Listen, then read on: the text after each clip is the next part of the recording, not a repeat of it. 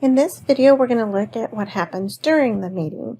So remember, to get started, you can either come to Teams and click Join, or you can launch from Microsoft Outlook. You can go into the meeting invitation and click the link there. I'm going to start from Teams and click Join.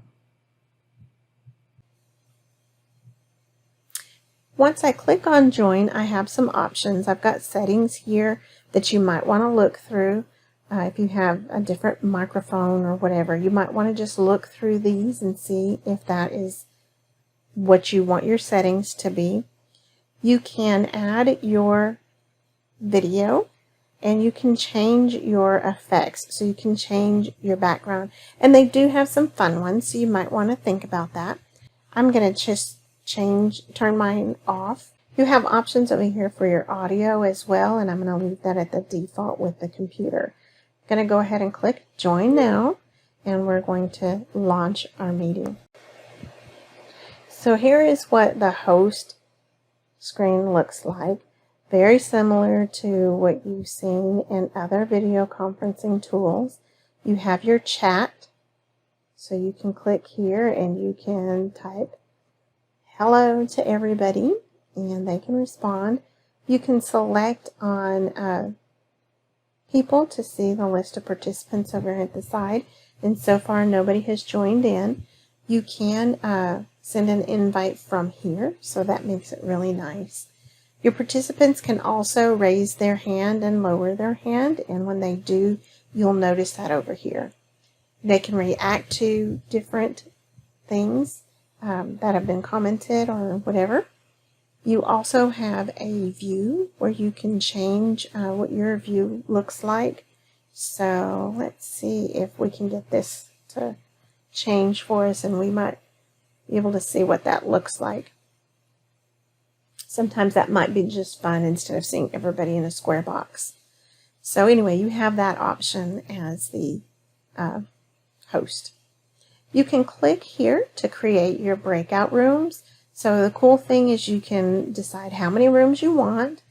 You can tell it to automatically assign X number of people to each room, or you can manually do it. So you can do this on the fly. It makes it very easy because it's easily accessible. There's also some apps that you can integrate with that, and we can talk about that in another video. On the More Action section, here's where you can record and transcribe the video. So you just click on it and start recording. Another thing that you want to double check is after you started your recording, or you might want to wait until everybody's in to a certain time, but if you come down here to Settings, within the Settings section you have this Meeting Options. So before everybody gets in, you might want to adjust some of these meeting settings, because if everybody in your organization you trust, you might not want to make all of them have to be admitted.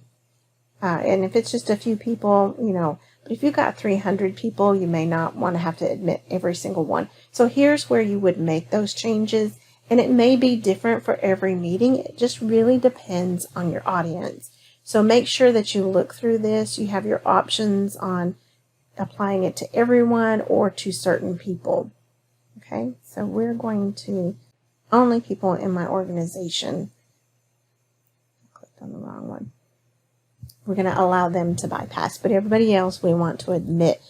That way that kind of prevents from strangers kind of hacking into your meeting. But anyway, just make sure you look at all of these meeting options. Again, you get to that from More and Settings, and then there was a Meeting Options section. I guess I need to close that out so you can see it again. And it's Meeting Options. Okay.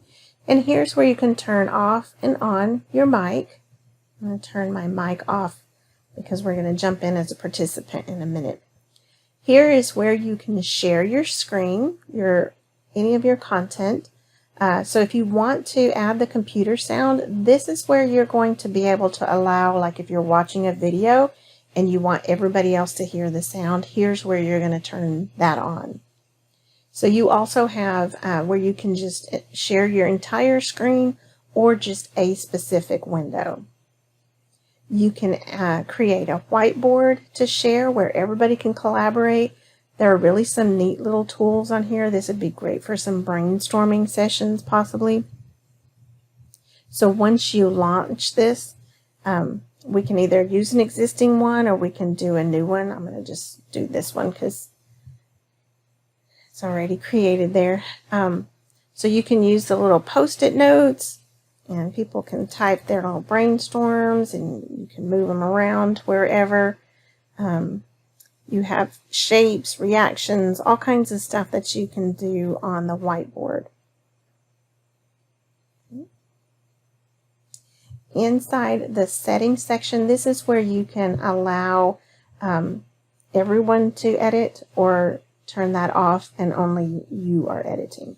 So that makes a difference in knowing where that is. But always just be looking for the settings there.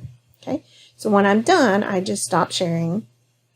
And that's very similar to when you're sharing your screen and you're showing your screen.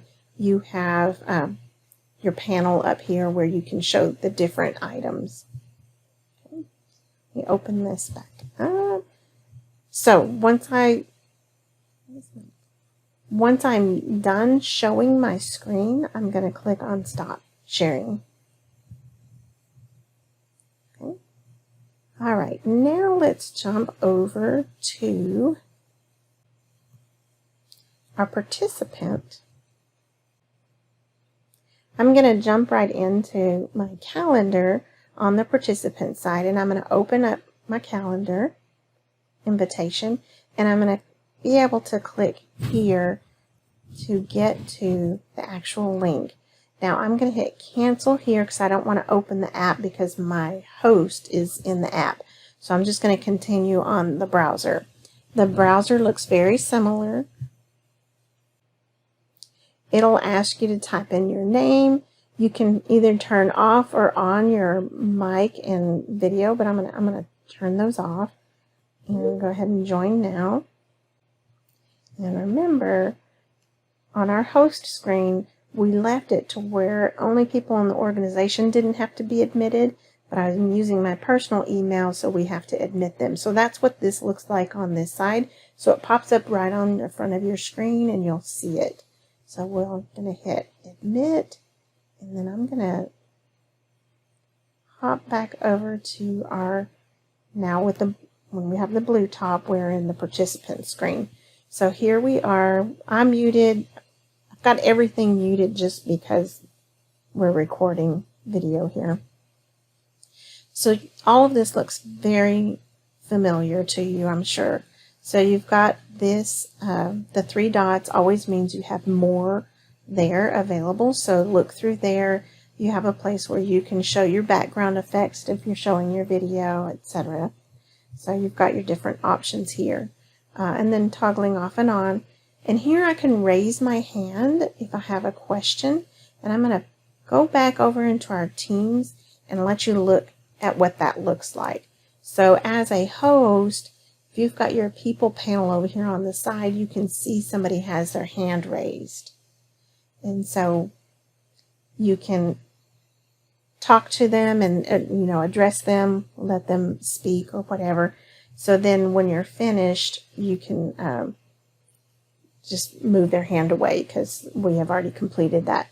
The participant themselves can also lower their hand by just clicking. You click on it and you see it's kind of highlighted. Click on it again and it takes it away. But you also have your chat over here on the side. And so I'm going to send a message to everybody.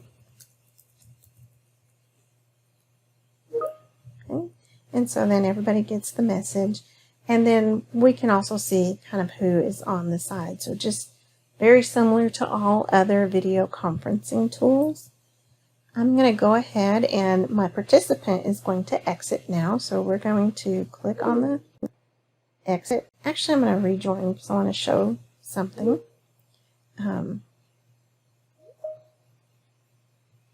They probably have to be admitted again, right? So we got the little message.